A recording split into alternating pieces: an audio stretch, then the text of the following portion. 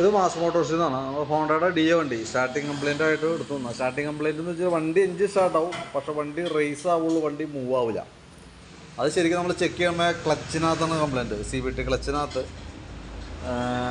ഈ ബെൽറ്റൊക്കെ ഓൾറെഡി പൊട്ടിപ്പോയി. ഡ്രൈവ് ബെൽറ്റ് ഓൾറെഡി ഡാമേജാണ്, പൊട്ടിയിട്ടുണ്ട്. അതാണ് ആ സൗണ്ട് കാണിച്ചുകൊണ്ടിരുന്നത്. അത് കൂടാതെ 1-2 കംപ്ലയിൻസുകളുണ്ട്. ഈ വേരിയേറ്റർ ബോഡി, ഈ വീലിനൊക്കെ നല്ല രീതിയിൽ തേയ്മാനം വന്നിട്ടുണ്ട്. അതിൻ്റെ ഈ പീസ് ലൈഡൊക്കെ പൊട്ടിപ്പോയിട്ടുണ്ടല്ലോ. ഇതിവിടെ വന്ന വീല് അടിച്ച്, ശരിക്കും ഇത് അലുമിനിയം വീലാണ്. അലുമിനിയം വീല് പൊട്ടിപ്പോകുന്ന ഒരു കണ്ടീഷനിലേക്ക് വന്നിട്ടുണ്ട്. കാരണം അത്രയ്ക്കും അടിച്ചടിച്ച് എടുത്തു പോയിട്ടുണ്ട്.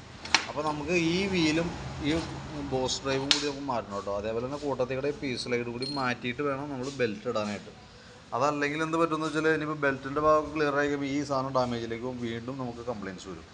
അപ്പോൾ അതൊന്ന് കൂട്ടത്തിൽ കിടന്ന് ക്ലിയർ ചെയ്ത് പോവാം. അതേപോലെ തന്നെ ഈ ക്ലച്ചിനകത്ത് ഈ ക്രാങ്ക് ഷാഫ്റ്റിൻ്റെ ഇവിടുത്തെ ഓയിൽ സീൽ ലീക്ക് കാണിച്ചു തുടങ്ങിയിട്ടുണ്ട്.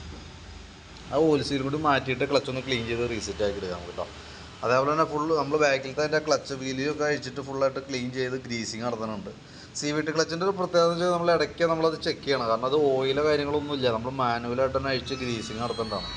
ആ ഗ്രീസിങ് നടത്തുക എന്ന് പറഞ്ഞാൽ കറക്റ്റായിട്ട് ചെയ്തു പോവുക, ഓരോ പീരീഡിലും ചെയ്തു പോവുക. അതിന് വേണ്ടിയിട്ട് നമ്മൾ ജനറലായിട്ട് സർവീസ് ചെയ്യാമെന്ന് പറയും.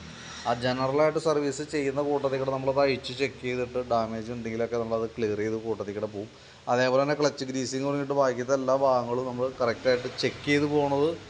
ശരിക്കും അത് കറക്റ്റായിട്ട് ചെയ്യണമെന്നുണ്ടെങ്കിൽ ജനറലായിട്ടുള്ള സർവീസ് ഇങ്ങനെ പീരിയോഡിക് സർവീസായിട്ട് ചെയ്തുകൊണ്ടിരുന്നാലാണ് അമ്മാതിരി കേസുകൾ റെഡി ആവുള്ളൂ കേട്ടോ. കറക്റ്റായിട്ട് കംപ്ലയിൻ്റ് ഇല്ലാണ്ട് വരുള്ളൂ. നമ്മൾ എഞ്ചിൻ ഓയിലിൻ്റെ ഭാഗം ഒന്ന് ചെക്ക് ചെയ്തിരുന്നു. വേറെ കുഴപ്പമൊന്നുമില്ല, ലെവല് കാര്യങ്ങളൊക്കെ ഉണ്ട്, വേറെ പ്രശ്നങ്ങളൊന്നുമില്ല. അപ്പോൾ നിലവിൽ നമുക്ക് ഈ പറഞ്ഞേക്കണ കംപ്ലയിൻ്റ് എന്ന് പറഞ്ഞാൽ നമുക്ക് ഈ ക്ലച്ചുമായിട്ട് ബന്ധപ്പെട്ട കംപ്ലയിൻ്റ് ആണ്. അപ്പോൾ അതിൻ്റെ ഭാഗങ്ങൾ നമ്മൾ ചെയ്തു വരുമ്പോൾ ഏകദേശം എത്ര കോസ്റ്റ് വരുമെന്ന് ഒരു എസ്റ്റിമേറ്റാക്കി നോക്കിയിട്ട് അതിൻ്റെ ഡീറ്റെയിൽസ് ഒന്ന് വാട്സപ്പിലേക്ക് സെൻഡ് ചെയ്ത് തരാം, എത്ര കോസ്റ്റ് വരുമെന്ന് അറിയാൻ വേണ്ടിയിട്ട്.